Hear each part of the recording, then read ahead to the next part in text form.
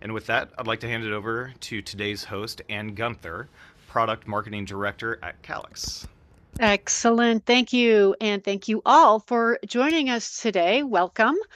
We are very excited to kick off the webinar featuring Conquer Operational Challenges with Lean Teams, Solve the Data to Action Puzzle. And as we dive into today's discussion, we're going to start with a look at market dynamics driving the need to better leverage data for actionable insights that can really enable the support and operations teams to punch above their weight and deliver what matters most to the subscriber experience. Then we're going to open it up for a panel discussion to hear real world examples and use cases from Garden Valley Technologies, followed by best practices and next steps. Now, with that, I would like to jump into some introductions. As you heard earlier, I'm Ann Gunther, your host for today, and I am thrilled to have with us today Heidi Haven, Chief Marketing Officer at Garden Valley, and Brian Grunhovd, Chief Technology Officer at Garden Valley. We also have great representation from Calix, including Cybeck with Success Business Insight Services and Alan Marks with Product Marketing. All right, so let's explore some market dynamics and, in particular, what subscribers value most from their broadband service. According to a recent survey, which rates service priorities from 1 to 10, the survey shows that reliability is top of mind, followed by coverage, and then solid customer service, excuse me. Now, in another survey about what subscribers value, like what really stands out for an exceptional service experience, 75% of those respondents noted that service reliability, having that solid support, prompt tech and outage response, and good communication, that really stood out. So, what we're seeing here is a trend, right? And it sets the bar high for reliability, having that seamless subscriber experience, right? Exceptional support and engagement. How a broadband service provider or BSP goes about delivering these and aligning their support and operations team to assure that broadband experience can be a major differentiator. It can be a competitive advantage, right? And it can also be a key differentiator for subscriber loyalty, helping to reduce churn. It's also a big challenge for support and operations teams who face the constant pressure with they have stretched resources, they have siloed data, competing resources and priorities, and they also have this need to scale for growth with the same team. And we get it, right? We want to share insights today that can help you and your team change the game and get ahead. Now, before we jump into the panel discussion, we'd like to understand your environment along this line, and we're going to start with a brief poll. So if you would kindly share the poll, we'll take a quick look at what are your current operational challenges with lean teams. You can pick one or more. For instance, if you are challenged with reactive troubleshooting, you're looking to make that transition to more proactive support. You might be challenged with assuring reliability, right? Or siloed data that tends to bottleneck teams and efficiency, or the ability to convert that data into the insights and the actions, right?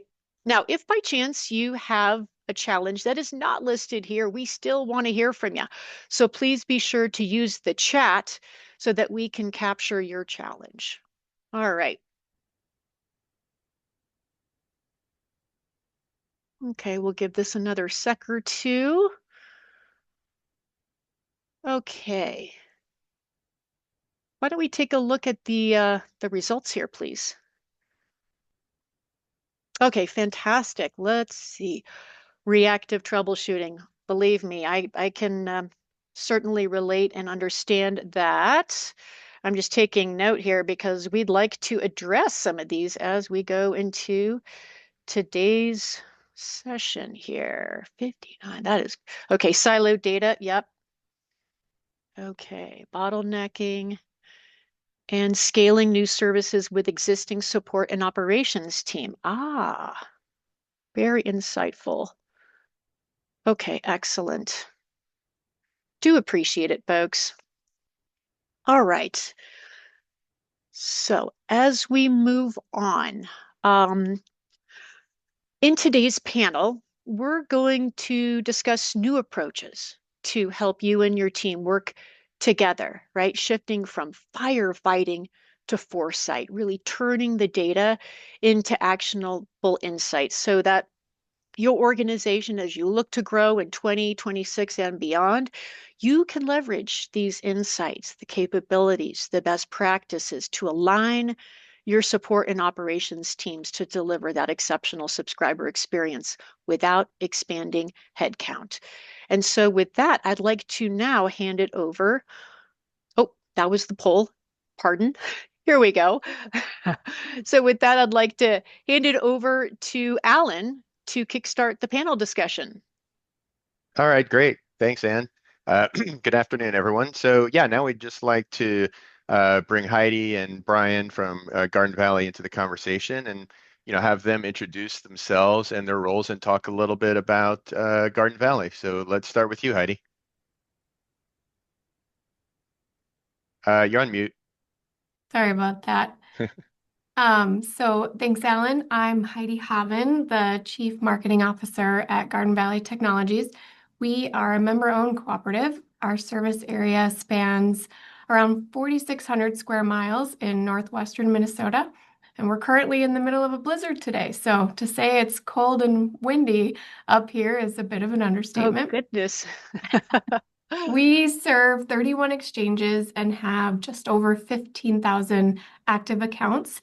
As part of my role at Garden Valley, I'm responsible for overseeing our marketing activities, our customer service department, and our internet, video, retail, and cellular operations. And yes, my name is Brian Granov. I'm the Chief Technology Officer. I oversee all the net ops or central office techs, our installers and repair techs. We have an IT service team that does business IT as well. And I oversee all the network and troubleshooting side of everything. So.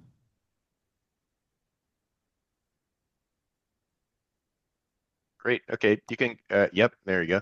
Yeah, thanks, Brian. So just before we jump into it, I just want to personally thank both, Heidi and Brian for being on the webinar, and I'm really looking forward to having some, great discussions today. So Heidi, let me just start with this. As the CMO, can you give us an idea of what some of your key challenges are, and what keeps you up at night? I'd say there are probably three big things that I think about a lot more than I probably should. But I'd say the first one is probably those ever evolving subscriber expectations. They typically want more and expect better every year. So it's not just about speed and price anymore. We have to really be thinking about, how reliable their service is, if they're having a flawless Wi-Fi experience across all of their devices, and keep an eye on those things that really matter to them. I'd say the second one would be what Anne mentioned in the beginning, that data to action challenge. We have so much data, more than ever before, whether it's from the network or different engagement platforms, customer interactions, trouble tickets, all of that data. But how do we turn it into actionable insights to really make a difference at the end of the day? And then the third one would just be balancing priorities. So, like most people on this webinar, I wear several hats, and we have to focus on growing the business, improving efficiency, keeping our subscribers happy, all at the same time. So, just finding that right balance across those priorities is a challenge that keeps me up at night.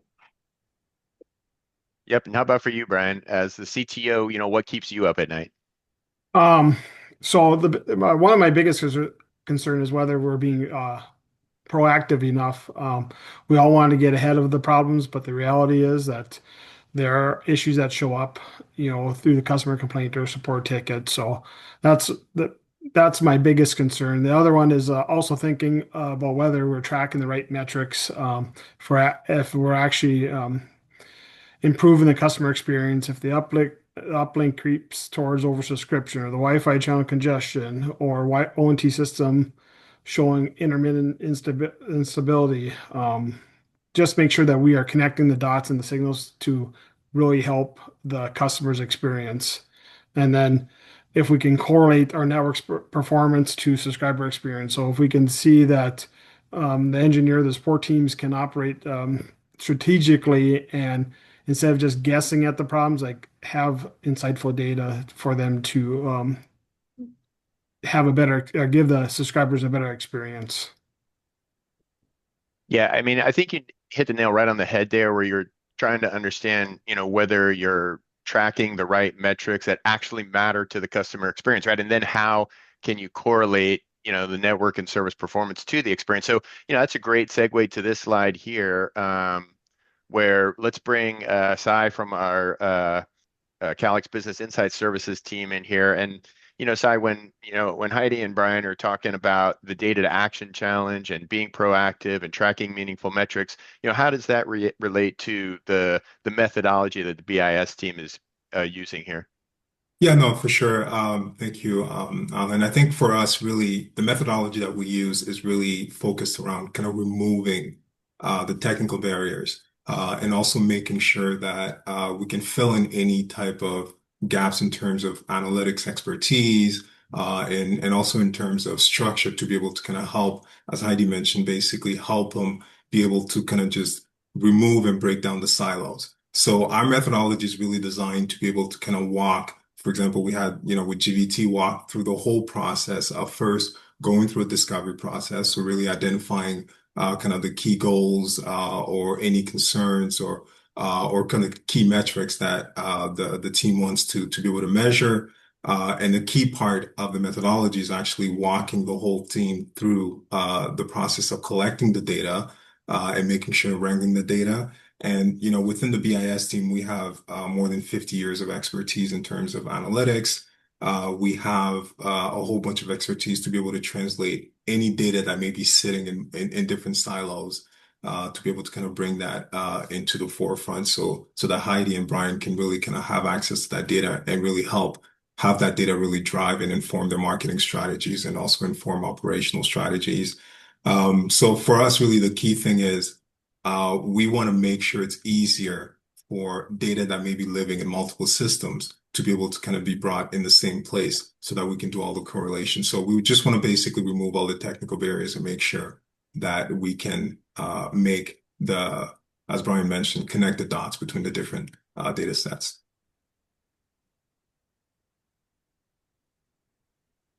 Yeah, that's great. So yeah, so now, I mean, we could talk a little bit more about the projects that Heidi and Brian have been working on with the BIS team, and how they're tackling those challenges. So, can you go to the next slide?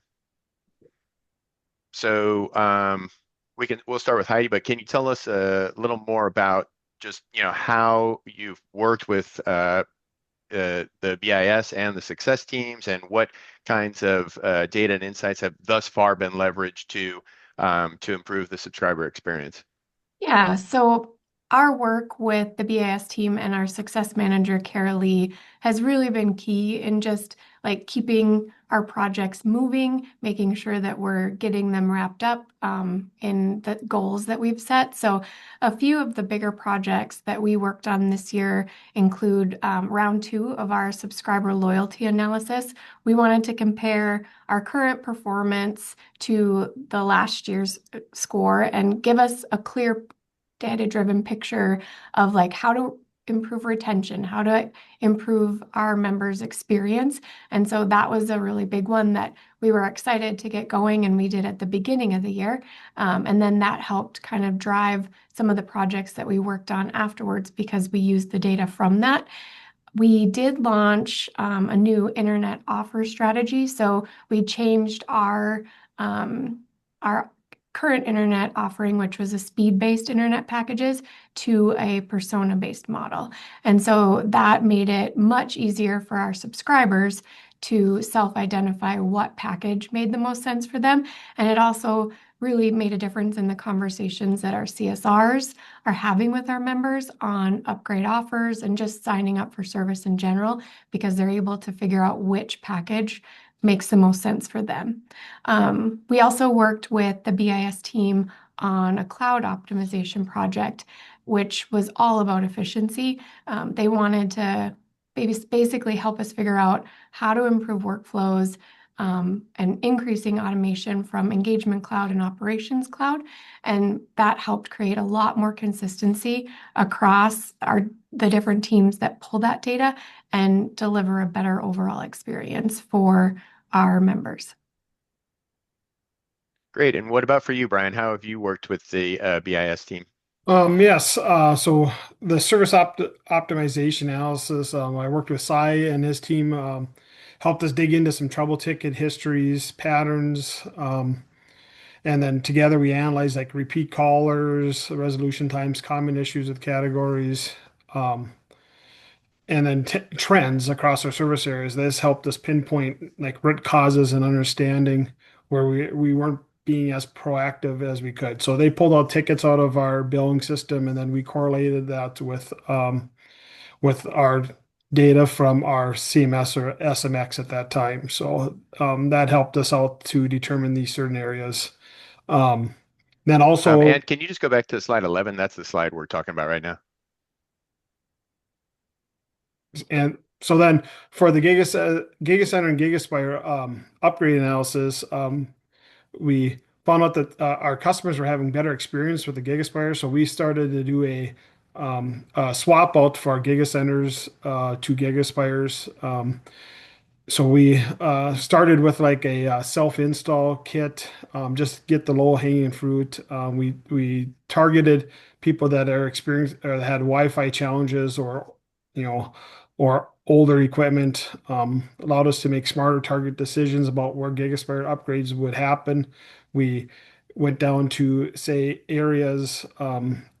We grouped them together in our certain exchanges that we could be more effective with our team when we finally decide to go do on-site installs and that. So, and then also back to this service optimization analysis, when we were going through all of our ticket stuff, it started another project of, and I'm sure everyone has that problem with too many trouble problems, causes, closed solutions that are not being used, or maybe people that don't understand what they should be using for closed codes or trouble codes. So we're starting that project as well here. And are you sharing? Because we were just talking about slide 11 is the slide we were discussing there. Okay, apologies. Yes, I was. Let's Yeah. see Wasn't here. sure because I think it went back and forth because Stefan was highlighting speakers and all that. Oh, I see. Stand by. But yeah, I just wanted to ask Cy just Okay. to if he wanted to top off on the kind of the goal of the partnership between BIS and Garden Valley there.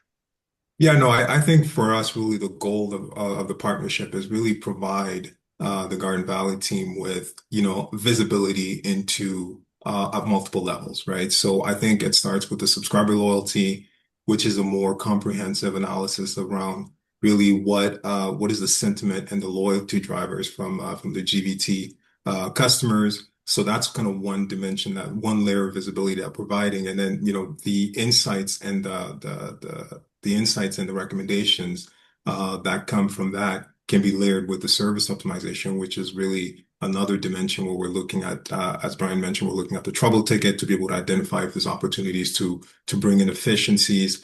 I think really for me, the goal for us is when we're working with the GVT team, which is an extremely internally aligned team, what we want to do is we want to make sure that all of these data sets can be easily correlated to really take them to a place where they're a little bit more data driven. And I feel like we've done that with these three engagements.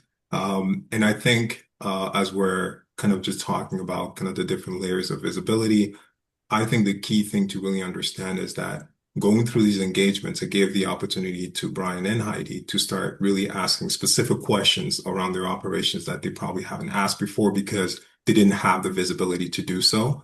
So for us, we're just giving them the visibility. No one knows their operation more than they do. So from our perspective, is the partnership is let's just kind of remove all of the technical requirements, remove all the expertise, and then just make sure that the data is available so that Heidi and Brian can really leverage it to the maximum. So I think the partnership has been great, and definitely I think it's opened a lot of opportunities for us to start leveraging more of the data. As Heidi mentioned, there's a lot of data that's in the cloud, a lot of data that's still within their system that we're still working on to kind of just unearth and make sure we can help with the correlation. Yep, great. Thank you.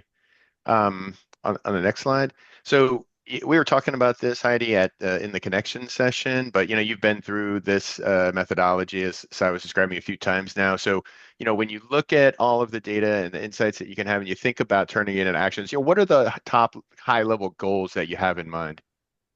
Well, I would say the biggest goal at the end of the day is to really think of all of this data as a bridge and using it to link what operations is focusing on, support is looking at, and marketing is doing so that we're all working from the same playbook. Because if, Brian and his team are not using the same data that I'm using from a marketing standpoint, we're missing the mark there. And so just making sure that we're constantly staying connected and not being in these silos, that we're using that to really work from the same insights. Because when we do that, all of this data that we have stops just being noise and something that we, look at and never use. And it actually starts driving business growth and creating more efficiencies within the organization. And most importantly, at the end of the day, from my perspective, is having happier subscribers that are having a better experience. Yeah, definitely, for sure. So you can go on to the next slide now. Yeah. So, Sai, maybe just back to you. You can walk us through the this BIS process and talk about some of the metrics that came out of the projects that we've done with Garden Valley. Yeah, for sure. So the Net Promoter Score, that's really kind of the key metric that comes out of the subscriber loyalty analysis. So really the subscriber loyalty analysis is really an amplified version of the standard NPS analysis. So what we do is we not only look at the NPS score, but we also look at the sentiment. So what we're trying to figure out is also, what are kind of the loyalty drivers for GVT customers? So is it more internet service? Is it price? Is it customer support? So the Net Promoter Score is really kind of a metric that we use, but the subscriber loyalty, and Heidi can definitely attest to it, is just really more than just the Net Promoter Score. We can give you essentially sentiment around, for example, we can tell you what GVT customers are talking about the most, and then we can tell you if they're talking about these things in a negative, in a neutral, or in a positive light. And that information can also be extremely powerful to help Heidi really identify specific segments and really inform her campaign strategy, her targeting strategy. So that's really the Net Promoter Score. You also have the app adoption score that we look at. I think for us, really on the service optimization, we looked at first call resolution. Another metric that was also interesting for the GVT team is really repeat troubles and post-connect troubles. So what we're essentially looking at, what are the occurrences, what are the trouble ticket occurrences post a connection, and what are the drivers behind these troubles, so that Brian can take that information and kind of just a little bit inform some of the processes to be able to kind of just address some of the drivers that could be impacting the subscriber experience. So yeah, and then we also looked at the GigaCenter performance, which was the metric under the GigaCenters to GigaSpire upgrade analysis. The whole point of it is really, this is another example of how we help with the correlation of multiple data sets, where we can look at GigaCenter households and then we can correlate them with the Wi-Fi performance report and the system reboot, and then we can tell you specifically if there are households within if there are Giga Center households that are experiencing a poor experience, and then that can be provided to Heidi and Brian. And then what we do with the report is that we provide that over a regional kind of breakdown. So it really helps them target the regions and really inform their Giga Center to GigaSpire upgrade. And the other thing I just want to add also quickly is that the key thing also about the business insights is we work with a lot of data sets. We work with customer data sets. In the case of GBT, we work with the billing system, Ops Cloud, Service Cloud, Engagement Cloud, trouble ticket data. So really the possibilities there's a lot of opportunities to really be able to start measuring a lot of critical KPIs that align with GBT operational goals. Yeah, that's awesome, Sai. And just, here in an hour-long webinar where we're talking about a lot of different things and a lot of different metrics, I think, this really stands out to me in the lower left-hand corner, this Giga Center performance thing, where, as 26% of the installed base, they represented 75% of the issues. So this is the kind of data that you can really take an action on. And so Heidi, maybe you can tell us a little bit more about what you did with that useful little nugget of information there.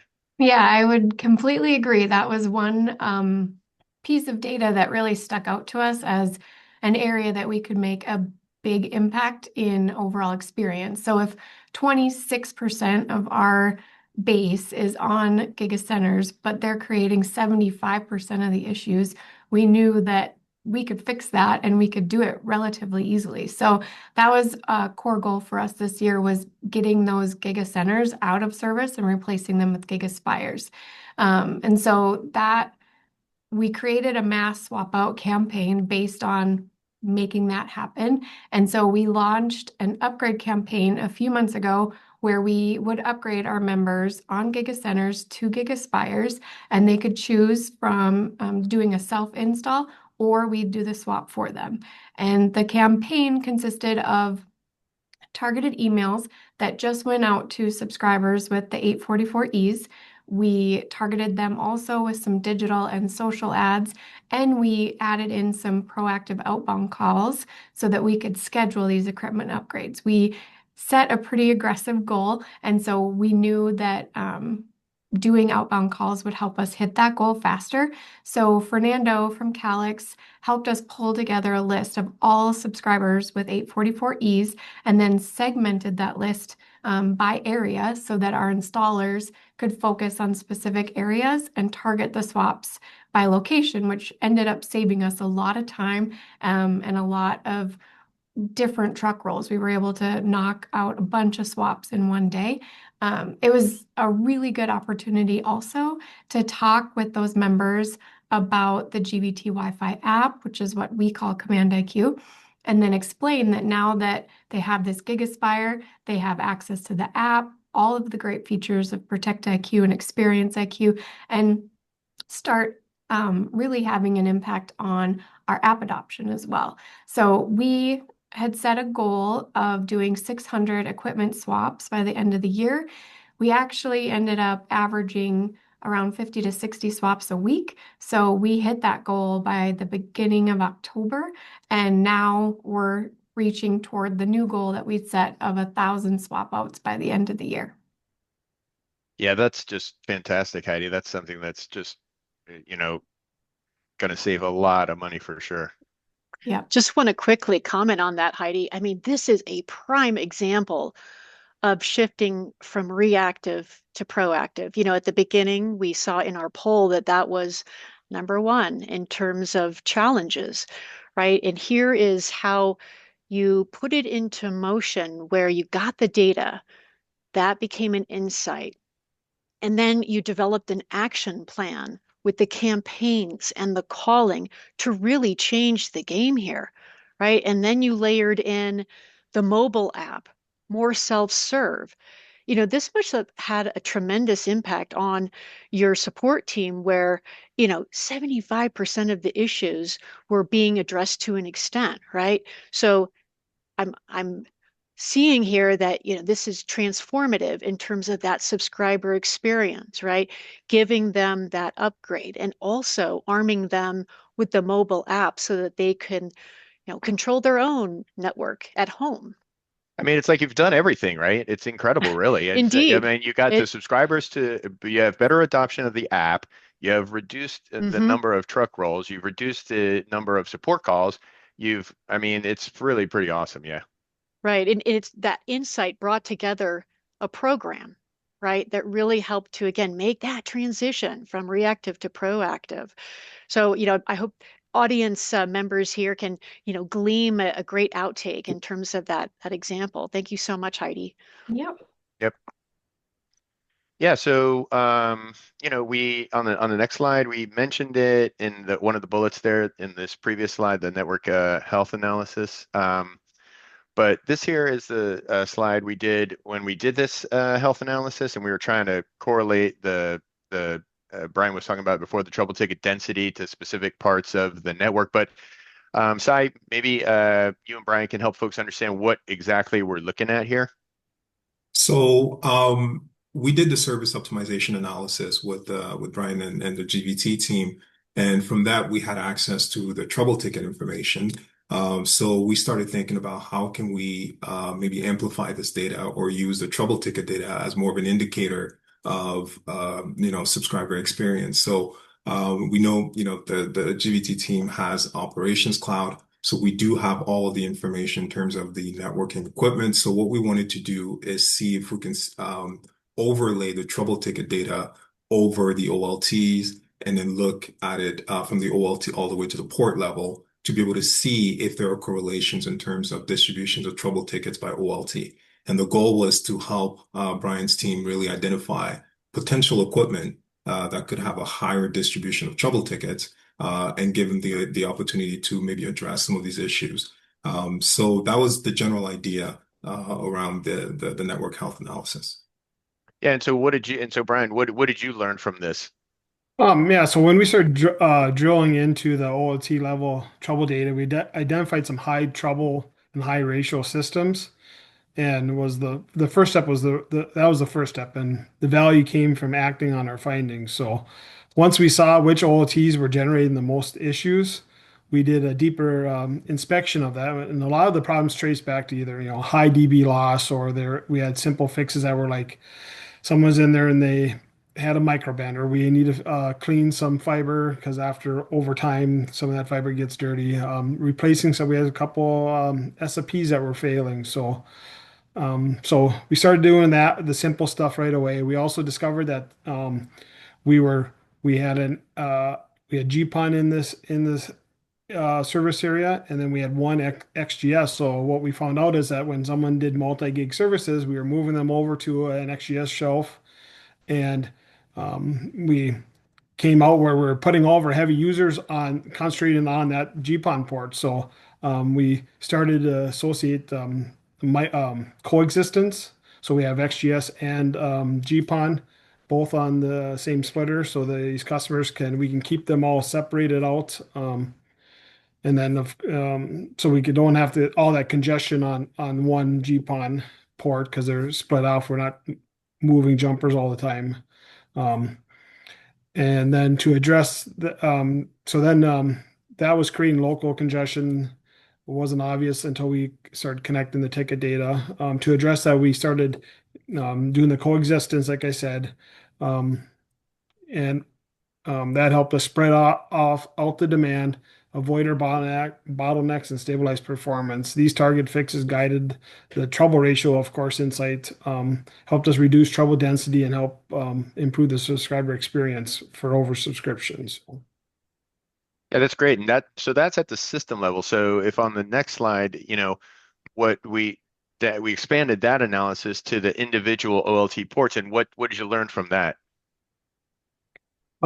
So when we started the performance, so when we expanded on the analysis beyond just the OLT level, we started looking at the performance of individual ports. We found some real important patterns that helped us prioritize our efforts. So first, we identify high density and high trouble ports, which are ports serving more than 25 RGs, or gigaspires or centers.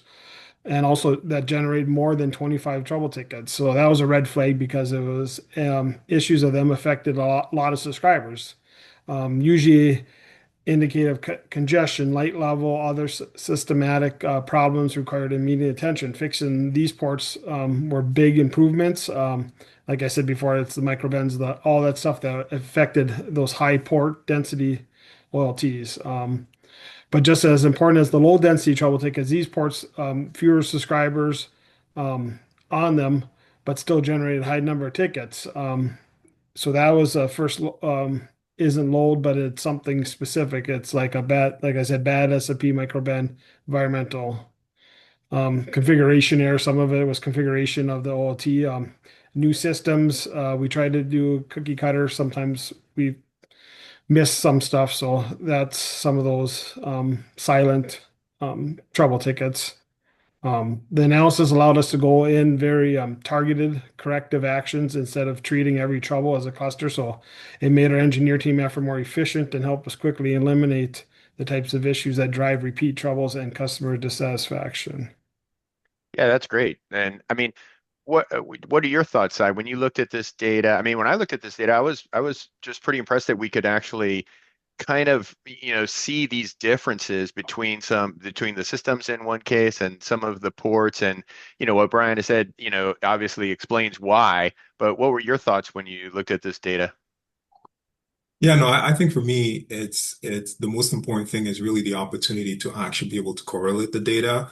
I think, I'm happy to hear that Brian was able to kind of just use that as a priority to identify equipment. I think for me, when I look at it, I'm really thinking about the opportunities that we have in the future because not only can we look at this really from the trouble ticket distribution in terms of volume, but we can even go further and start looking at it from a call driver, right? And then start looking at it from maybe repeat troubles within a specific port, an OLT, and then we can see what are the nature of these repeat troubles, which can make Brian's kind of maintenance targeting process a lot more efficient. So I think from my perspective, it's a great opportunity. I feel like this is a great starting point.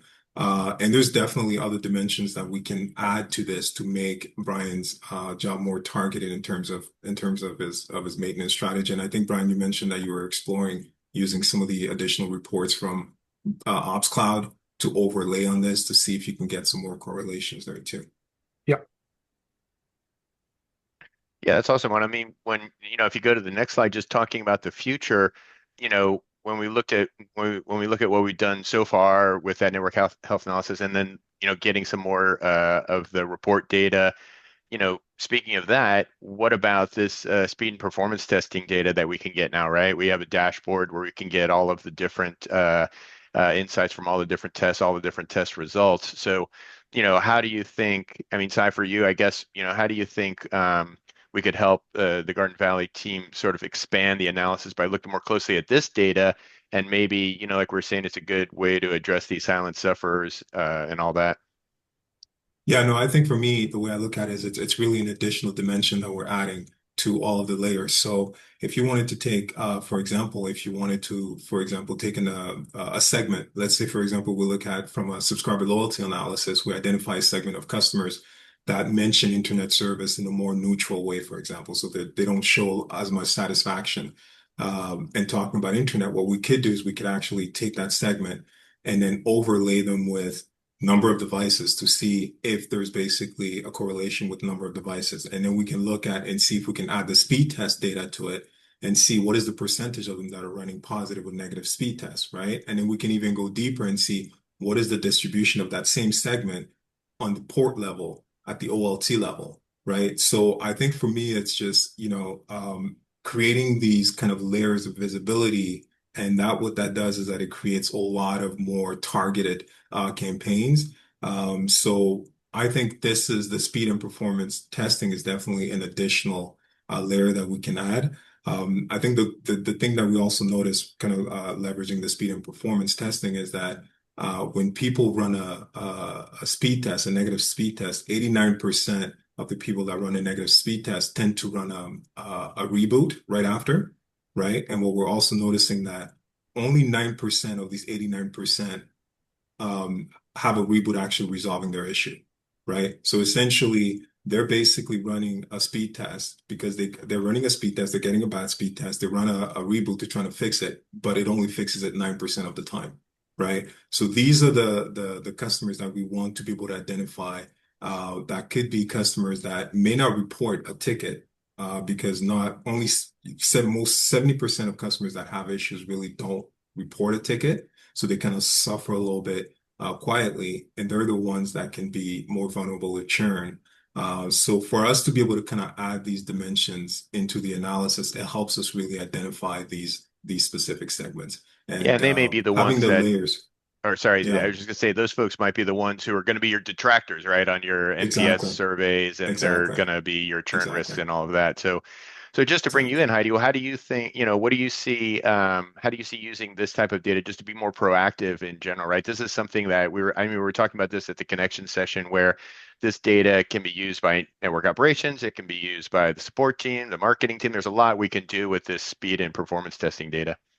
Right. And kind of like what I mentioned earlier, where you're taking all of this data and just making sure that all of the teams that need to have visibility into it have that visibility, because how Brian and his team might interpret this data from an operations standpoint is a little bit different than how I would interpret it from a marketing or customer service standpoint. So making sure we're all working together to figure out what those solutions are, it's just going to lead to faster problem resolution, fewer truck rolls, better use of resources, because we are making that shift from fixing problems to preventing them.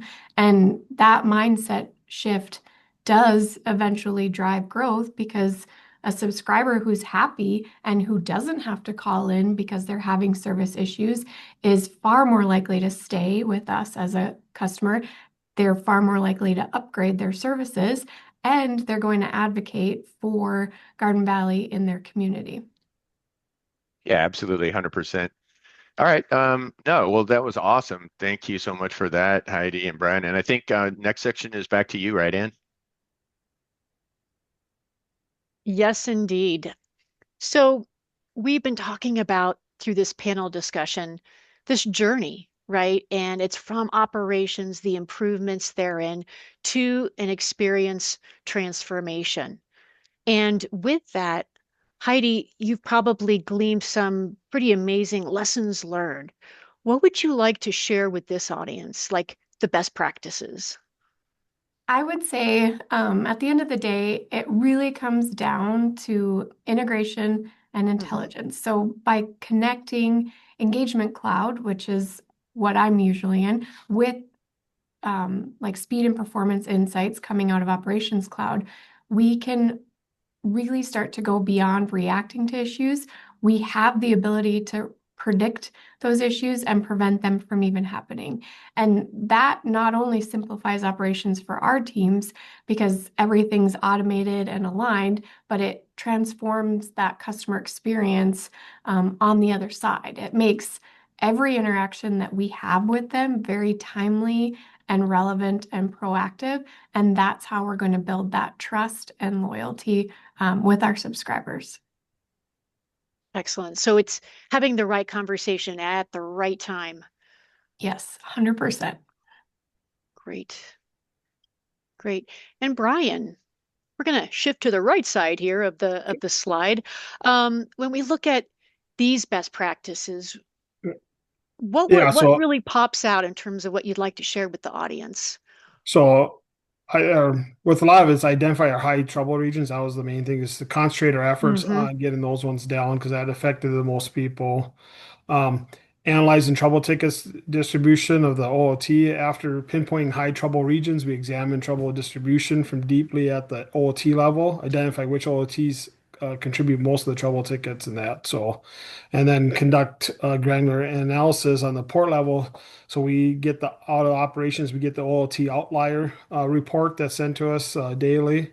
Right. So then we kind of go through that and try to find our trouble tickets, or try to find our granular level of what ONTs or what OLTs are having issues. So, and that's how we find our biggest issues. Oh, that's excellent. Excellent. Thank you so much for sharing. Great insights. Okay, now let's take a look at 2026 and beyond. Heidi or Brian, would you like to share some comments for Garden Valley in terms of what you're looking at in 2026? I'd say from a marketing and customer service standpoint, one of our big goals in 26 is to use all the data that we've been talking about today to create those subscriber journeys that are truly personalized. So if a customer's Wi-Fi performance dips or their usage patterns change, we can automatically send messages that offer help or recommends an upgrade or just basically educates them on their service. Creating those timely, personalized interactions is going to be key moving forward for us. And I'm also very, very excited to start learning more about support agents and everything that you guys have going on in the AI area too. Oh, excellent. And, along that line of, how we're enabling teams to punch above their weight and boost the expertise and their productivity, you mentioned the AI agents, and I'm curious about if your team were to leverage, for instance, the service agent in Service Cloud that could really help to enable fast, on-demand, intelligent support, right? That helps to really amplify, boost your team's productivity and that subscriber experience. Coming back to scale, right? The lean teams, how do we take on more with growth with the same teams? How do you see this helping in that scale type of equation? Well, I see a lot of potential for service agents to enhance our CSR team. Just offering key talking points for troubleshooting or retrieving account details that are pertinent to those conversations will be really helpful in creating more consistency. But service agents could also help us identify patterns in like customer inquiries or allow us to be more proactive, which is a lot of what we've been talking about today. But just being able to Mhm. anticipate a need before a customer calls, that's obviously going to be a better experience for them and a more efficient use of our resources. So Right, I Heidi. see it as a Oh, great tool to like mhm, amplify mhm. our Yeah. team's expertise. That's excellent, Heidi. I really like how you were talking about anticipating, right? That's such a challenge, and having that intelligence built in to help present it in a way that your team can then leverage it, very quickly on demand and put that into that subscriber engagement. It's great to hear. And folks, there's a lot of use cases here when we start talking about AI agents, right? Today, we're focused more on the support and operations side. And so when we segue from support and we go into operations, wanted to quickly share, and Alan, you had mentioned this in a previous conversation that, we had this great survey done at Connections, which was in October, very insightful, right? And as we queried the audience there, we learned, based on these AI-enabled network operations use cases, what would be most beneficial to you? So obviously here we're seeing outage management, anomaly detection, and network optimization as our top three. And so, Alan, were you surprised at this? I mean, not really. This Okay. was the survey that came out of that connection session, like Yep. you said, Hmm. and uh, no, I wasn't really surprised. I kind of was thinking that the outage management agent, and by the way, the outage management agent is something that is, detecting the outages, communicating the outage information across other different systems down to the subscribers, and time to restore and status and all that sort of stuff. I figured that would be pretty popular, but also I thought the anomaly detection agent would be also pretty popular. So, but I did want to get Brian's thoughts on this. What if you look at these kind of network operations use cases? What do you think would be we're working on these things right now, but what do you think would be the sort of most beneficial to you? Yeah, yeah. I think that outage management is a nice feature to, one less thing for us to do. But also, I more lean to the anomaly detection and network optimization because I'm hoping that we catch those things before an outage happens. Of course, you always have card lockups and weird SFP things and bad equipment that you can't always see, but the light levels and all that stuff that I said before, that's where or oversubscription of OOTs or uplink ports, that's where I think I would like to see more of this AI to help me identify those areas before it comes to do an outage.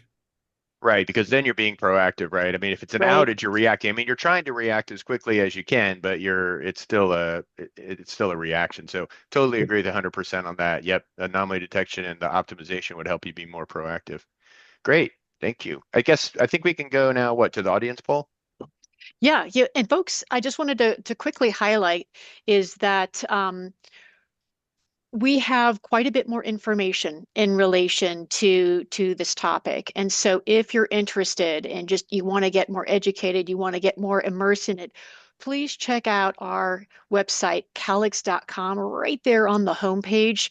We have several use cases outlined and also a video that really talks about this transformation of the broadband business with the era of AI. So just a good tip if anyone is interested.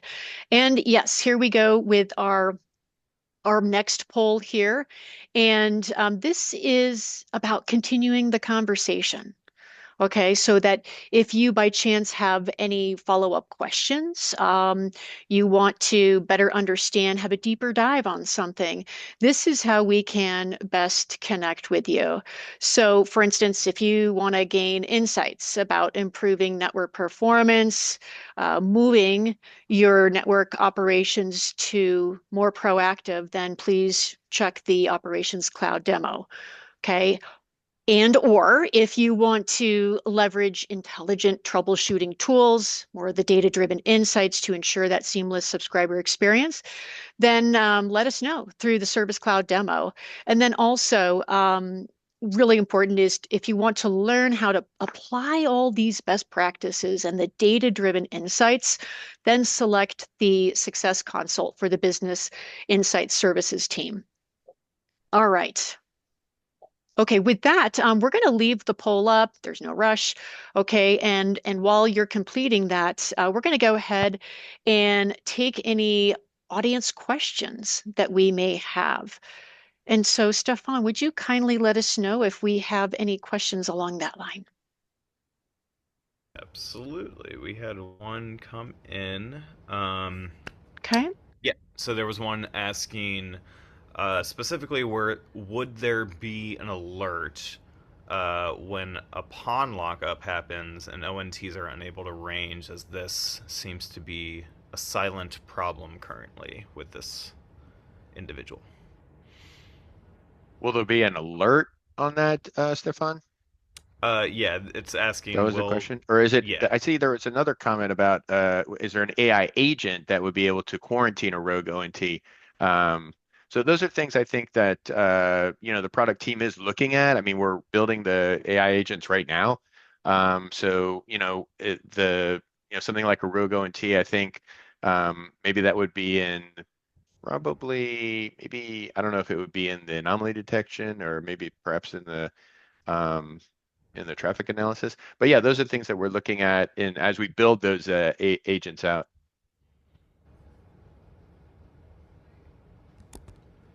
Perfect. Thank you. Let's see. Yep, we have another one come in. What's the typical time frame for subscriber loyalty analysis, and then being able to put that into action?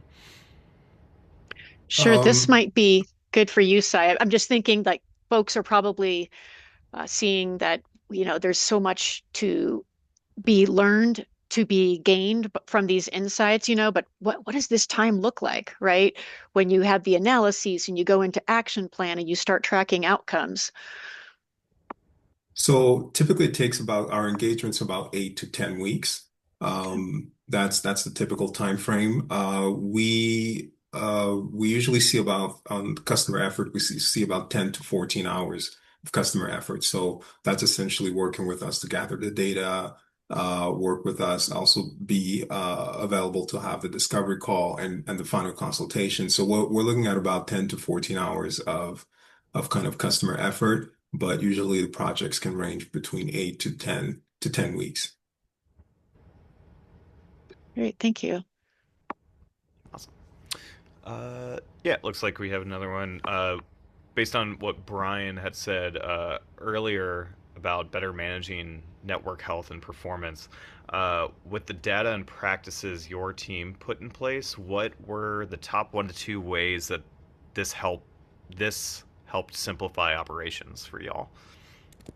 Um, well, so it was the finding the regions first off and figuring out which ones were our trouble areas because we come in we said we look at the troubles day to day and they were coming in and they weren't standing out to us. They were just in that certain exchange that we're having issues. So I guess that was the one way to say, okay, we have an issue with this, or we're seeing an issue because these troubles might be over a week long, or maybe even more. It might not be everyone all at one time. So it's an easier way to look at it. So it made it pretty simple that way. Awesome. Yeah, and I think we have time for one more that came through. This person is asking, how do I get alignment across teams and leadership to take on these analysis and make process improvements? I'll open Good that question. up to the group. Heidi, is this something that you'd like to share? Okay, I can great. take that. I would Thank say you. just really focusing on what you're going to get out of it in the end is going to get that alignment, because it's hard to see, what the benefits are going to be. And so being able to point out, like, this is what we're going to see once we get all of that in place. I think that's, with like most things, that's probably the best way to gain management approval and alignment on moving forward with projects like this, because there are huge gains to be made by getting this in place and by looking at that information in that way. And you're telling folks, Heidi, that they're going to get bigger bonuses if they do projects like that Gigacenter to Gigaspire conversion, right? There it is. Right. Nice. And Great. if I can just also add, I think what really helps, and that's also what helped with the GVT team, is that we had Heidi and Brian that were actually bought in as internal kind of advocate for the project. So it made it a lot easier for us to be able to kind of work with the rest of the team. So I think internal alignment in terms of having for us anyways, as a partner, in terms of having someone internally that believes in what we do and kind of the value, I think it helps. Because sometimes, especially on the service optimization side, sometimes the analysis that we do can be very intimate, and it can show some things that maybe some of the team may not like to be shown, and so the conversation can be a little bit tougher if we don't have that advocate internally to help us, and we have that with GVT with Heidi and Brian, so it makes it a lot easier to kind of drive that internal alignment that will come from the insights that and then really take the data to action. Excellent point. Excellent. Well, with that, we are at the top of the hour. And so we're going to go ahead and wrap up the webinar. I would like to thank all of the panelists today. Really appreciate the great insights, and thank you all for joining us today. We appreciate your time and the engagement. Have a great rest of your day.